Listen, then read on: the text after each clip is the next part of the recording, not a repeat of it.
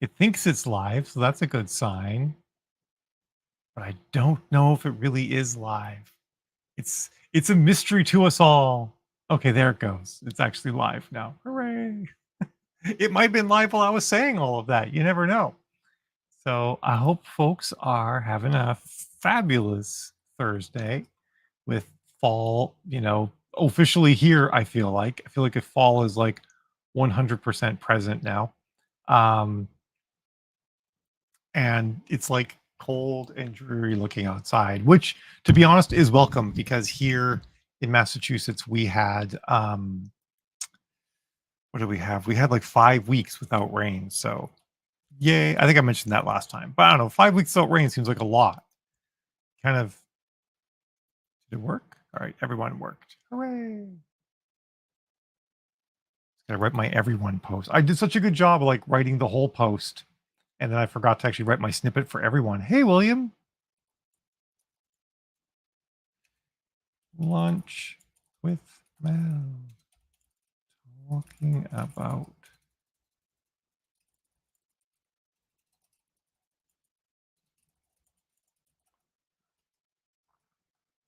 There we go. I made my everyone post. I did it. Hey, Ronnie. All the way up there. Yeah, it's. Shoot. You told me, Ronnie, that you guys are on Alberta time, right? So you're mountain, not Pacific. So it's only 10 in the morning. All right, it's not bad.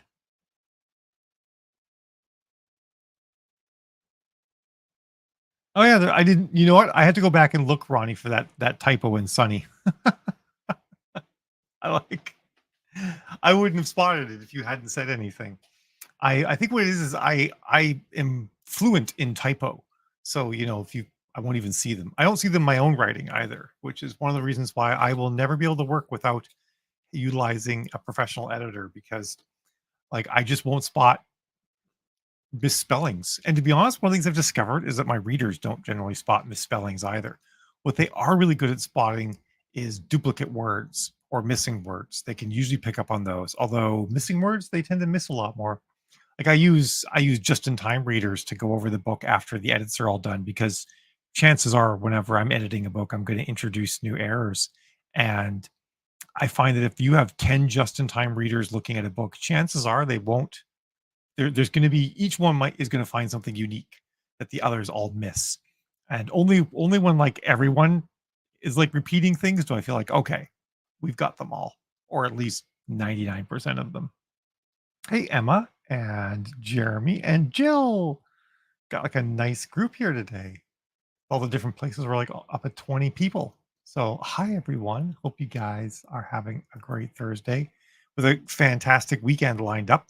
This weekend for me is going to be making a door for a storage area up in Eva's workshop.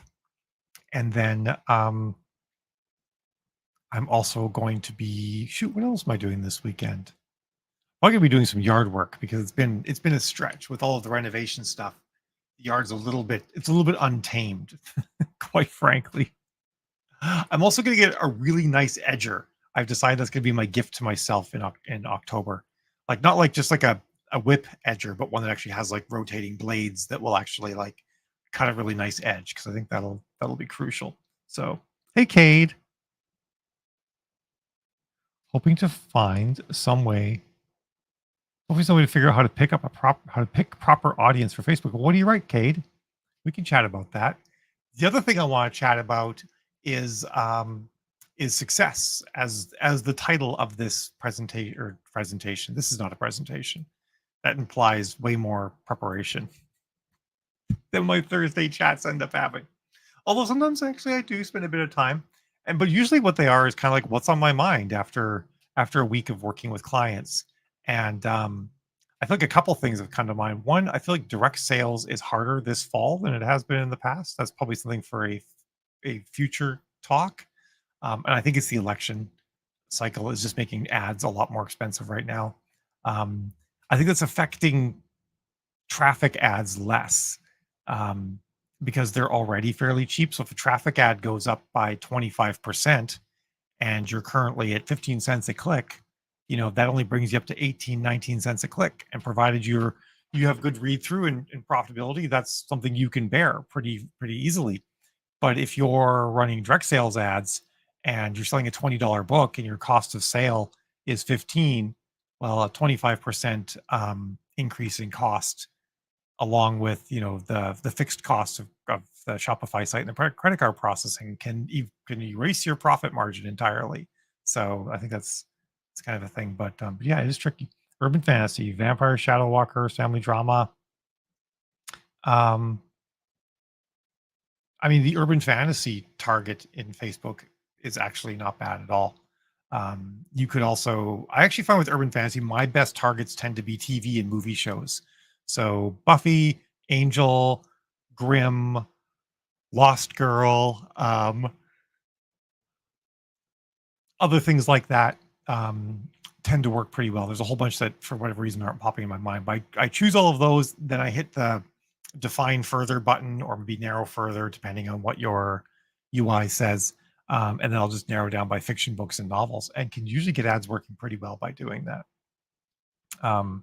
Yeah, 24. Yeah, you're with what you write, Jeremy. 24 sounds about right for this time of year. So there's definitely that. But oh, I miss Emma. I miss what you said. I was so busy saying hi to everybody. I miss it. It's raining heavily in the UK. Is it like unusual amounts of heavily, or is it welcome to fall in the UK kind of heavy? I have a feeling that's probably what it is. So yeah, I had an interesting 10 minutes right before starting lunch with Mal as well. I'm reinstalling Windows on one of my computers, and I accidentally wiped the wrong hard drive while I was doing it.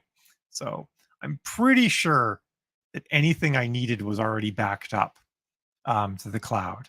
But I've just got like this nagging feeling now that something wasn't. So I didn't wipe. There are 3 drives. 2 of them, one of them was totally wipeable. One of them was probably wipeable, and one of them is definitely not. And luckily, I did not wipe the one that is definitely not wipeable. So at least there's that going on. But yeah, I'm actually thinking it's my main gaming machine that used to be my main work machine, but now I'm just using it just for gaming because I have a separate machine for work. And I'm actually contemplating installing Linux on it and trying giving Linux gaming a shot for those of you who are game nerds. But yeah, it is kind of scary too. Wait, are we talking about the heavy rain being very scary, or me accidentally wiping the wrong hard drive? I store almost everything in the cloud. Like all of my books, any client work that I do, all of that stores in the cloud. It's actually just mainly my downloads folder and a few other things I might have backed up. But I think really everything that was on that drive is games. I'm like almost positive. Anyway, but yeah, so something that's come up a bit in the last little while, and it really kind of like solidified in my mind while I was talking with a client yesterday evening actually, was like how we as authors define success. Pardon me. And oftentimes I feel like we define success in ways that make it impossible to achieve success, or at least to ever get the feeling like we've achieved success. I think we can actually achieve success. We just we don't stop to smell the roses enough. And to a certain extent, I think this is going to be Mal getting a little bit squishy. Normally, I'm like all about like here's hard things that you can do, but this time it's a little more. It's softer, you know, in that we in modern society we're really focused on reward at completion. Everything is all about reward at completion, and a lot of that is actually driven by like the way that social media and gamification of so many things have affected us. Everything's been gamified, including the games we play, but beyond like the actual game itself, there's all sorts of reward mechanics in games that we play that give us dopamine hits. The way that TV is being done, where it's episodic, and we're always craving more to get more of those dopamine hits, So like, and then when things are done, like the TV series comes to an end, or we finish writing the book, or the vacation's over, a lot of times we actually don't feel that sense of satisfaction because we're just like, we're just on the lookout for the next thing. And I think in many regards we've forgotten that the journey in many scenarios is the reward. And maybe not everybody's forgotten it. Maybe it's me more than anyone else. I don't think so.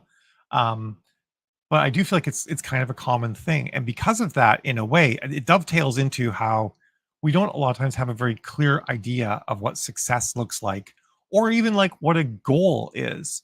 Because success is like pretty ephemeral in and of itself. Everybody has a different definition of success, and your definition of success will change.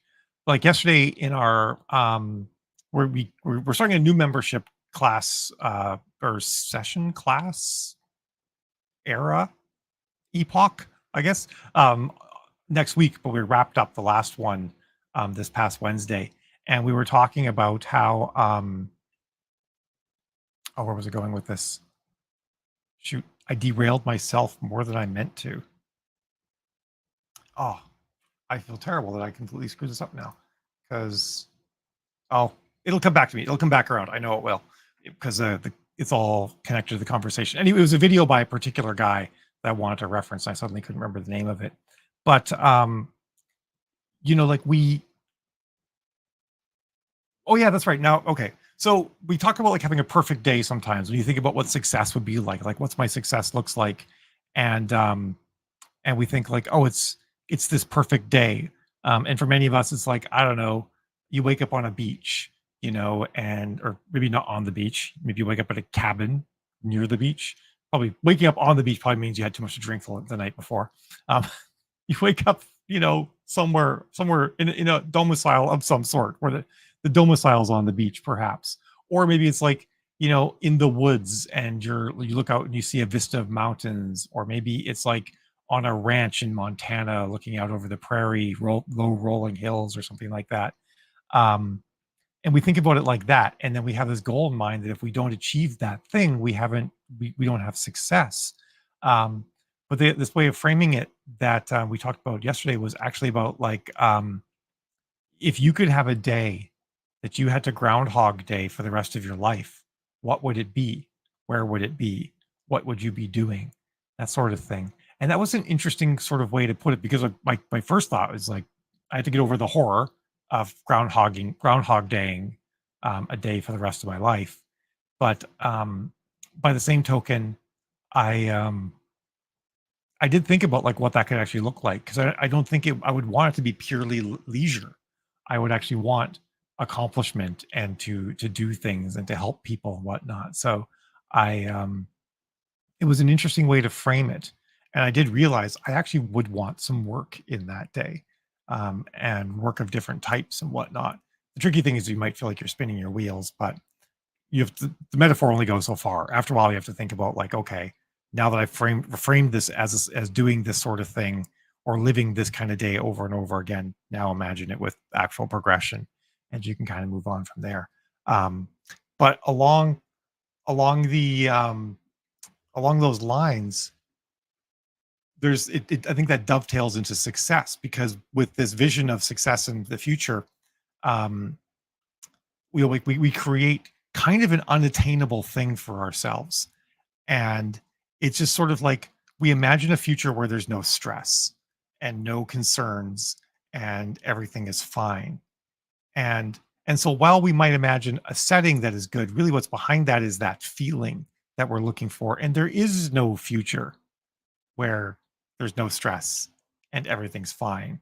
There might be periods of life that have that, but there's no like ongoing period of life that has that. And so if you define the future as this never ending stress free stretch of time, you're always going to be sorry. If you define success in the future as that, I mean, you're always going to be disappointed because it's always going to end.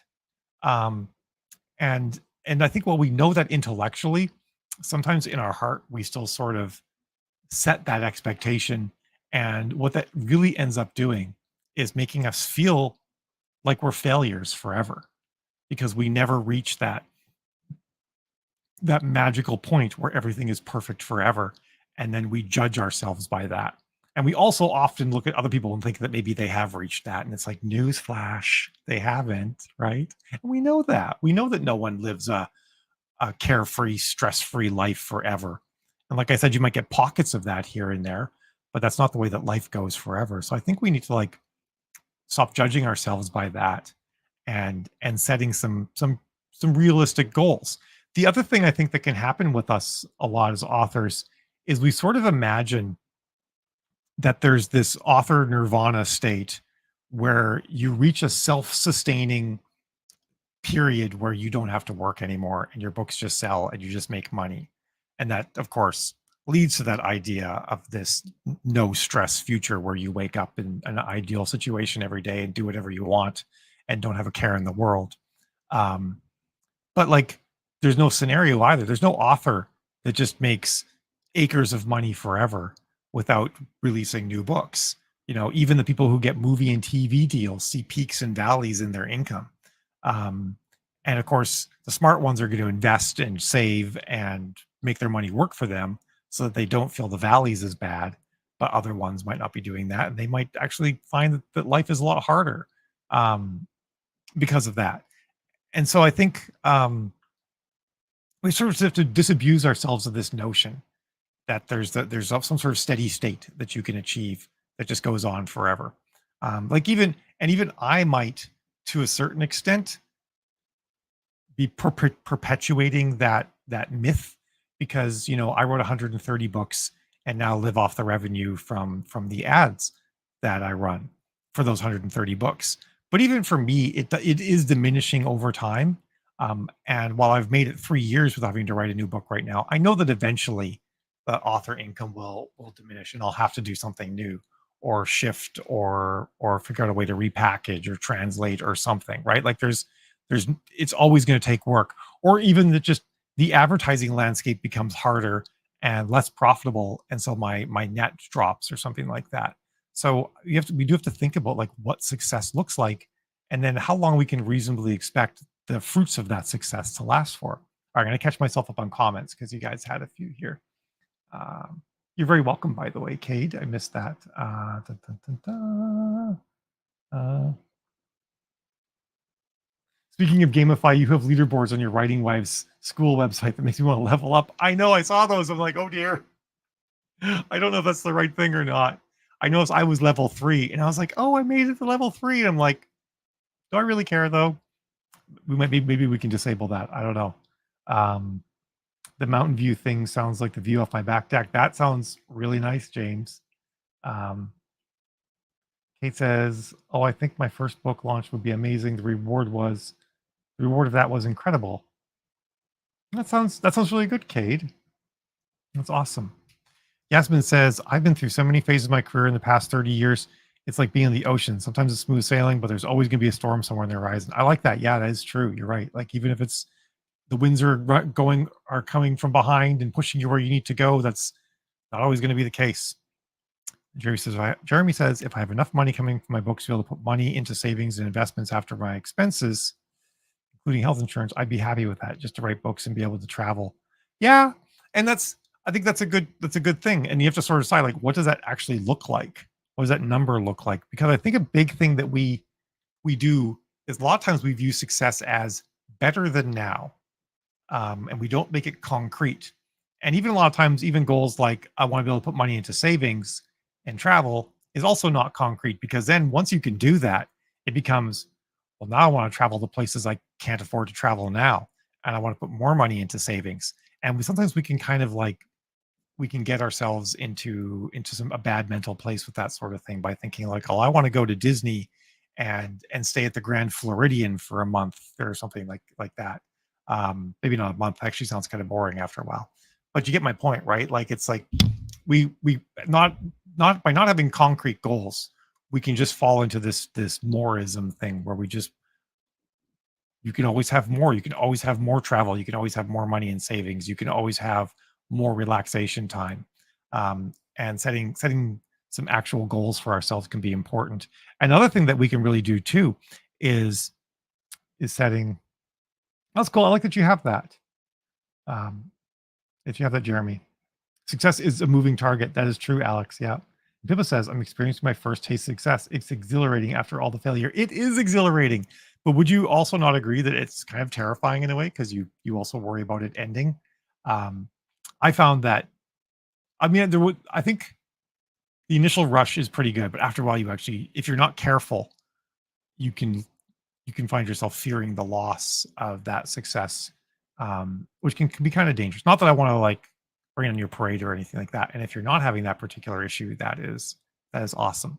So um, more power to you. But yeah, it is nice to be successful. I think the nicest thing for me when I really started to get success was the idea that at any given time there was someone reading one of my books, and I thought that was just the coolest thing ever, that that sort of thing could happen. Um, after, you know, after there being a dozen readers reading my books, the idea that like at any given time there was at least one person reading one of my books was pretty wild. Um, I agree, Kelly. It is good to acknowledge achieving the goals and making sure you notice and acknowledge if your goalposts change. And that's why I think as authors, a lot of times we almost need to write things down. Like this is a measure of success I expect I want to have, and then to celebrate that, and even just to celebrate the journey. I think part of it's because being an author is can kind of be a lonely slog sometimes, right? You're by yourself working at your thing. While it's just you doing it, there's no there's no accolades or anything like that. It's not only until you get to done and you publish it that you actually get some of those accolades. And we start to like devalue the joy that can actually come from writing because we start to view it as more of a chore. I think a lot of authors a lot of times will get to a point where they like having written, but they don't like writing quite as much as they used to. And I think a lot of times is because um, once you start treating like a business, the joy that's in the making can diminish. And I think it's good to remember that's not really where we want to be. We want to have our joy in the making, because if we have our joy in the making of our books, people will enjoy reading them more. Um, it has been a while, Kelly. I'm really glad to see you too. It's really nice.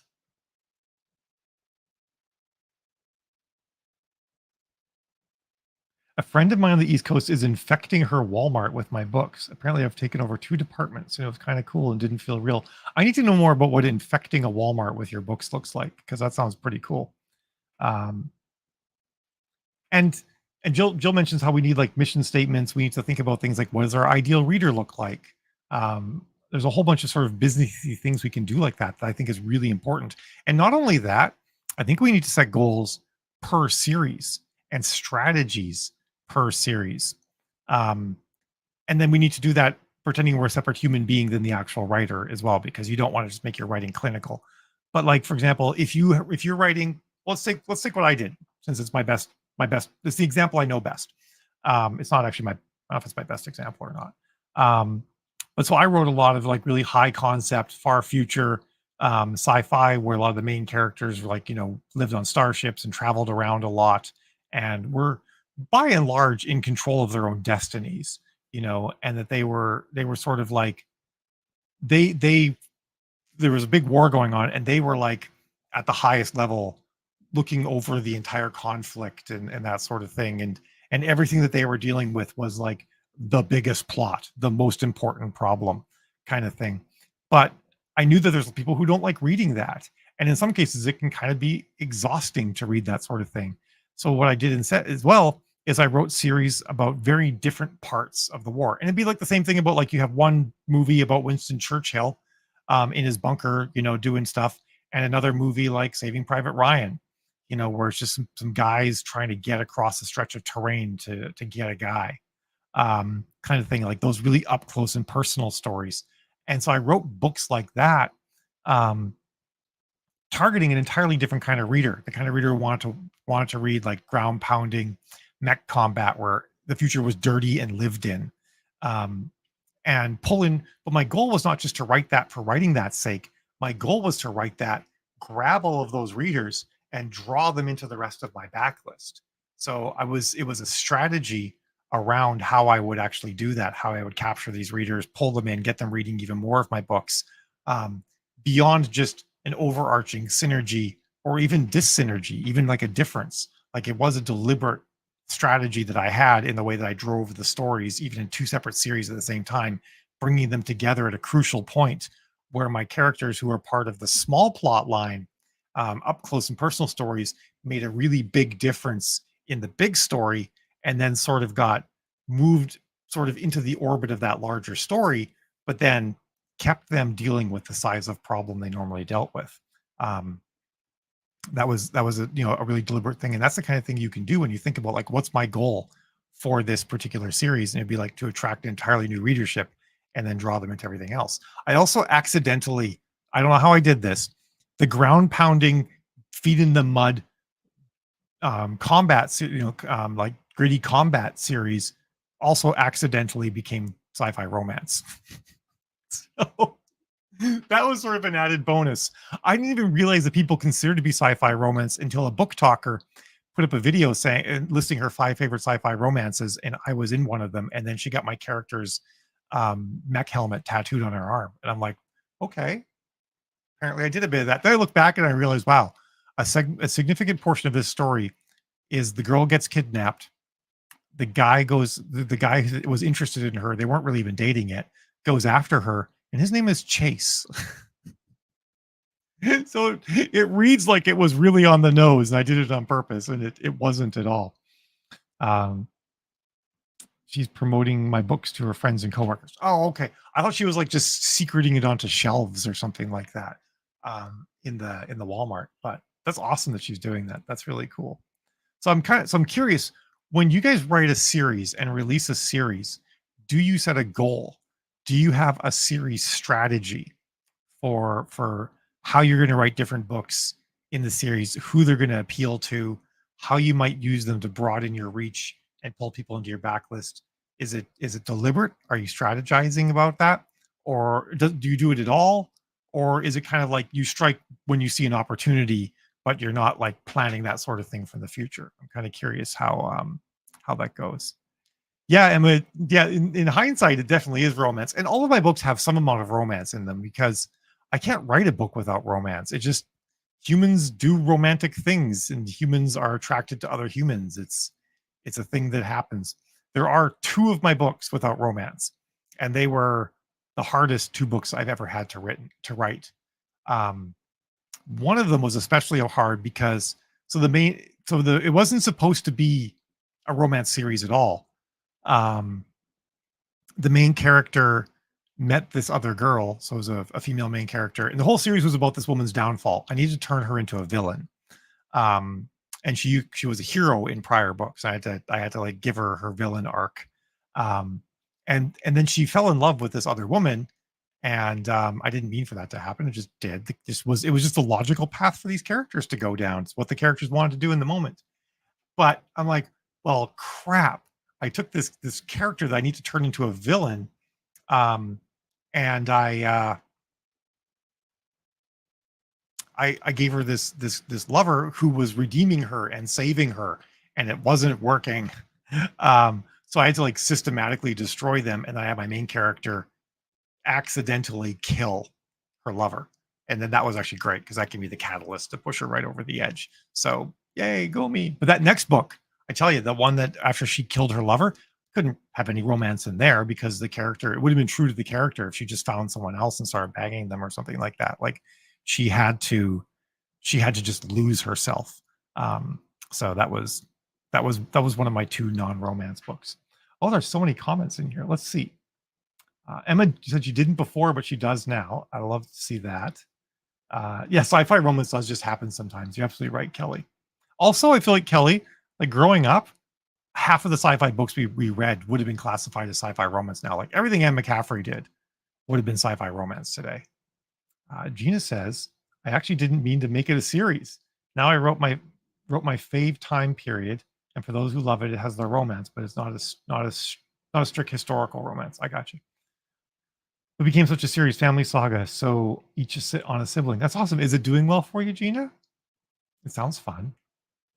Pippa says, I have a cozy mystery series and have a set of murders in various scenarios, including a theater, a coven, a restaurant, a wedding, and now a reality TV series. That's interesting. I'm trying to appeal to people who like those environments. I like that.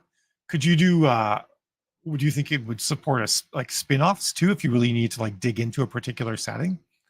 That could be an interesting thing too. Oh, it's a bummer, Kelly. I'll see you later. Maybe you'll catch the replay. Yasmin said, when I start a series, and I only write series, I go in with the character, their name, and at least one sidekick slash very basic idea. I'm an intuitive writer, so the rest builds to the writing. I do that too, actually. I don't outline. I write into the dark. But I still like know what the series is gonna where it's gonna go. I think I call it the name I want to give it. I think I actually I still am batting around the idea of like writing a book or doing a webinar series or something about this called "Writer Put Your Pants Back On." I mean, that's my tentative name. I might not actually call it that, but the idea being um, having a North Star. So I kind of want to call it North Star writing, where you have this guiding star that you're going to keep yourself pointed towards in general, but the path you take to get there can wander around a bunch. And so that's the thing I do with my series is every one of them has a North Star. I have a place it's going. Um, sometimes I don't know exactly what that is. Sometimes the North Star can change. That has absolutely happened. It like got behind, it was behind a mountain. I couldn't see anymore, and I found some other star, went over that way. That does happen, but um, I still like have an idea. You know, when I create my setting, I think it mostly comes from the setting. Um, that's sort of what frames um, the direction I want the series to go from a business perspective. James says, I write the book I'm most excited about. Yeah, that was definitely something that we talked about talking about your books, James. I figure if I'm excited, the reader will be excited too. Sometimes they are, sometimes not. But at least you enjoy the process. That's a good way to look at it. You know, if one of your goals for writing a book or writing a series is that you enjoy the process, I think that's actually a really good goal and not something to be discounted at all. I also do feel like whenever I'm talking to authors about, parts of the book where they might be stuck and whatnot, I'm like, are you bored with the story right here? Do you find the story boring? And if the answer is yes, I'm like, your readers probably will too. So I think we need to back it up a bit and figure out where things went wrong.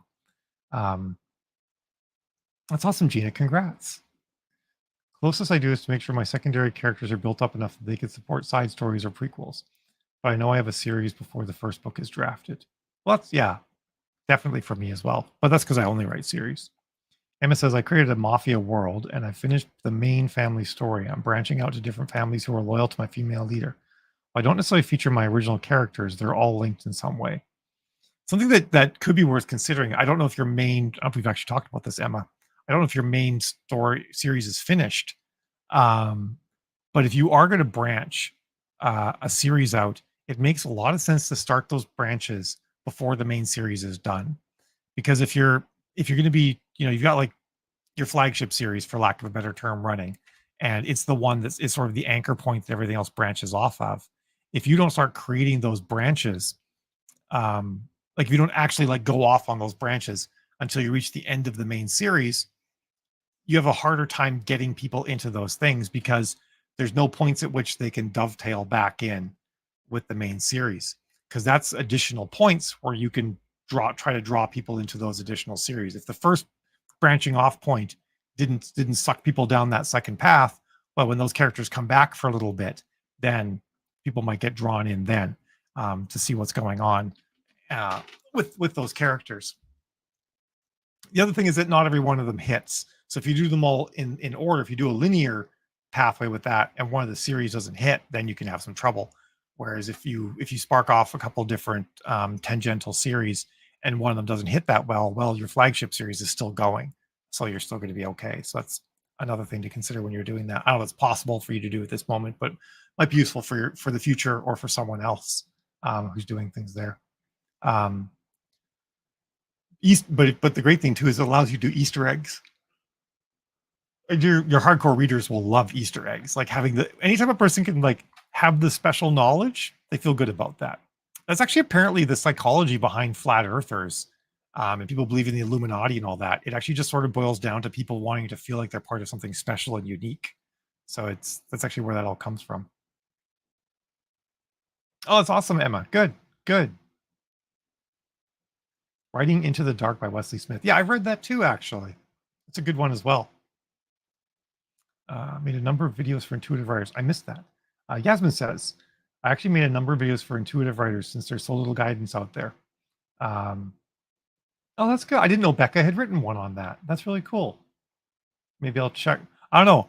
I almost like I want to check out other people's things sometimes to make sure that I don't just copy what they did, but at the same time, I'm afraid if I check it out, that's actually what's going to cause me to copy what they did. So I'll think about that.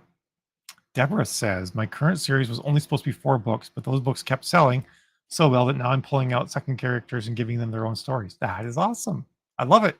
That's and you know the great thing too is that if you don't need to pull them out to start their own stories, then you don't. But if you do, then they're there and you can do it. And that's a really awesome place to be. So that's one element of like planning out a series and thinking about success. Another one is just like how many sales are you going to get? What's your launch going to look like? You know, thinking about things like that.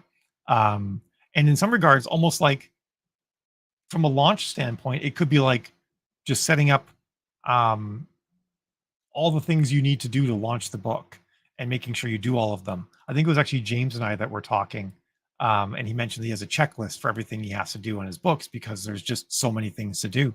And that could be like one of your goals for the series, like doing all the things that you know you should do, getting some more swaps, writing the reader magnet first so that it flows really nicely into the main story, having deleted scenes that you can use for building your reader magnet. You know, there could be all sorts of things like that that you could do as part of your goal setting for the series. The goal setting doesn't need to be just purely financial. And the thing that I wanted to mention earlier that I think is still that still makes sense is around the idea of enjoying the journey. So this is one of the reasons why I love gardening a lot.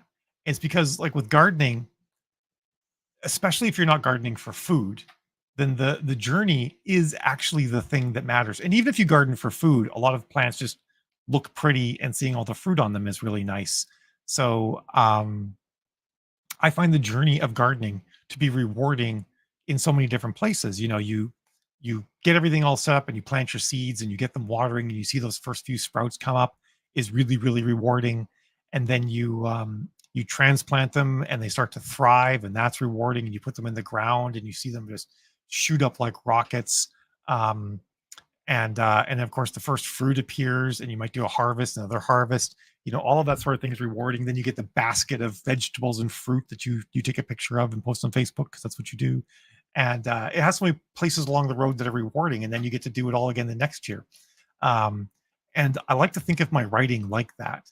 There's so many steps in it that I end up finding to be rewarding, and not just be thinking about the harvest only. Because if I just only think about the harvest, and then something happens, all the joy that I could have felt along the way is sapped, and I don't get to feel it. You know, like bugs or a storm or who knows what, or a drought happens. You know that I don't want to rely entirely just on the harvest at the end for the joy that I get from my writing process. So I like to set goals inside as well. You know, like even sometimes I'll say things like, I mean, sometimes it's really ephemeral where I'm like, come up with a brilliant reason why these characters doing this thing actually matters and connect it back into the rest of the story. Because I do that. I have so many characters and POVs in my books. I'm like, I know people want to read about these characters and they'll enjoy reading about them just even if they're here and it's kind of slice of life, but I'd really like to have a way for what they do to really matter. All right. Dun, dun, dun. Oh, Emma says, you said this to me this week, and I have a tendency to set my goals low because of fear of failure. Yeah, we did talk about that this week. You're right, Emma. It came up a lot this week with a lot of people, actually, which is one of the reasons why it's on my mind. And yeah, I think that's the thing that a lot of authors will do. They soft launch and they don't put in all the effort, because if you don't put in all the effort on the launch, then if you failed, it was just like, well, you know, I didn't do all the things. That's why I failed. And you might have a reason like I didn't have the time, or I want to put my effort into this other thing. And I equate it to what the trap I fall into when I do renovations in the house. A lot of times there will be a little bit of trim that I don't actually get to, because if I don't do that piece of trim or finish like that corners baseboards or something like that, then it's not done and it still could be perfect in the future. But if I do it and I screw it up, then it's done and it's imperfect. And I just have to live with that. But at the same time, you end up living in this state of never giving it your best because you feel like you might fail.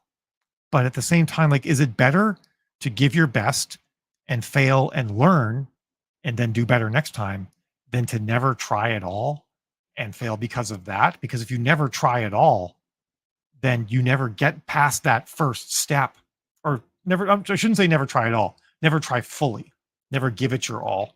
Um, if you never do that, you can never get to that next step of getting better after that. And then after that, and after that, you just are always going to sit sort of at this starting point when it comes to launches in this case, like I was talking about. So it's something to think about when we let our mindset kind of hold us back like that.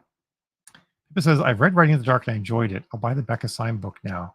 It looks fantastic. Sometimes I get depressed with people's attitudes to my way of writing. I feel there's a lot of dissing from plotters who simply don't get that there's another way.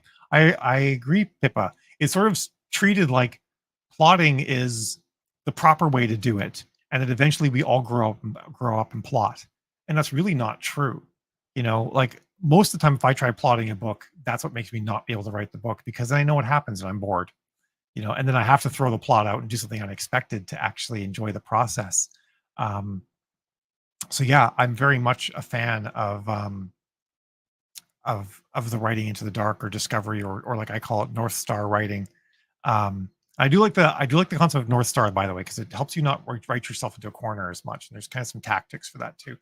But but yeah, I think there needs. Oh yeah, I was talking about how, you know, discovery writing, writing into it, the dark, pantsing, whatever it might be called. You can do it well, and you can do it not so well. And like in the actual like constructing of scenes themselves, and there's like, if you do it a lot, eventually you get a lot better at doing it right the first time. So I do feel like a lot of times when people plot, they know who's going to be in the scene, so they might set things up a little bit better at first. And if you're pantsing, you kind of realize halfway through that a certain person should be in the scene. I think that can happen regardless, to be honest. But I do feel like there are tactics for actually doing a better job at pantsing, and writing yourself into a corner less. So I think I want to cover that sort of thing too. Um, I'm glad I'm back too, Deb. Man, it's funny. Everybody's like, I'm glad it's you because my computer sucks today, or my internet sucks today. That's actually kind of funny. But yeah, so I think it'd be a worthwhile thing to do. And I don't know if I have too much else to say. I was kind of wrapping up. So hopefully some people have stuck around for the last little stretch. But I do I do really feel strongly about us as a community, as authors, being more intentional about like setting goals and using goal setting as a way to reward ourselves along the way, and to remind ourselves to smell the roses. I think that will make, especially as it becomes more of a career for people who haven't done that yet. I think people who have made it a career kind of understand how anything can become a job after a while, and I mean like a job in a bad way. Um, but there are ways of like keeping that at bay, and some of that can be like strategies to remember to smell the roses. I think it's really important to keep this fun and enjoyable, and also to attach your joy in writing to the storytelling and not the monetary side. I don't know if it's entirely possible to ever do that completely, but I do think it's important to keep that, the joy connected to the writing, to be really, really strong. Because the success of your writing, the success of any given series, your book sales, your reads, all of that will go up and down. And a lot of times it'll be entirely out of your control. So if your joy is tied entirely to that, it will always diminish, because over time, what you've written in the past will diminish. It will be read less. It'll be, your ads for it will be less effective. And if your joy is all in the result and not in the doing, well, now writing that next series to bolster sales and whatnot gets harder, because you've disconnected yourself from the joy of the actual writing, and you're sitting there staring at your KDP numbers, wishing that the book you wrote 7 years ago was doing better, when maybe it's just not, you know, or the level of effort in making it do better would be too high compared to the level of effort in writing a new book. Um, or you can't financially just pump enough money into it for ads or something like that. Like there's a lot of scenarios where that could come into play. So, you know, keeping that joy alive will serve you well in the future when you make this a career. All right. Yeah, I think we oftentimes do, Cade. And just having written a book and getting it out there is in and of itself a monumental accomplishment. Less than 1% of the population ever actually does that. Everybody says like, "Oh, I'd love to write a book someday," but how many people really do it? Right? Like it's actually not super common. All right. I will think about that, Halana. Yeah, absolutely. All right. Jeremy says something I've struggled with and been working on. Seeing a series not sell death hurts my emotional state and productivity. Yeah. Especially if you're a high achiever, like if you're taking the Clifton strengths. Um, because if you can kind of get high achiever burnout. You're still a high achiever, but you don't want to work on things that don't give you the results that you want. So you kind of have to shift what the achievement actually is in your mind. And it takes work to do that. It's so easy when you finish one book to throw yourself in the next without taking the time to appreciate what you created. And that's something I make a point of doing now. I remember remembering what I've achieved is amazing. Yes, absolutely. What you've just described is the most depressing thing I've ever heard. Do you mean, James, about how eventually it becomes a job if you let it? I don't think you've done that. I'm actually really impressed by how you're rolling, because I don't think you've had that happen. But I think for a lot of people, writing just becomes a job after a while, and not letting that happen is really important. Yeah, okay, that's what it was. Yeah, number one achiever and number three accomplishment. Yeah, that definitely could be a thing. Yeah, that can be a struggle. Well, the good news though, James, is that it doesn't have to be that way. So, um, you know, the maintaining the joy in the writing is entirely possible. Just for some people, it takes a little bit more work than others. Not because of the quality of your writing or anything like that, but more just because of just our mindsets and our life situations, perhaps. But this has been good. I really enjoyed this chat. It's actually really nice for me to have conversations sometimes that aren't about the mechanics of advertising and marketing, or the mechanics of writing, and kind of talk more about this stuff, because I feel really strongly about it, and I think I've got a decent amount of experience in a lot of these things, so I'm glad to be able to share them with you guys. But I am going to jet. It's time to get ready for the afternoon, and despite this being lunch with Mal has not actually had her lunch yet, so that needs to happen. But I look forward to seeing all of you next Thursday, and for many of you that are here are part of our new memberships that are kicking off next month. So some of you are starting. I'll see you next Wednesday, and some of you I'll see the following Wednesday, depending which program you're in. So that'll be great. And then for those of you who are here who are in the advanced Facebook ad class, I'll see you tomorrow morning as well. So I'll see lots of you around. Thanks for coming, everybody. It has been great for me too. I'll see you all later. Have a fabulous weekend as well. Ciao.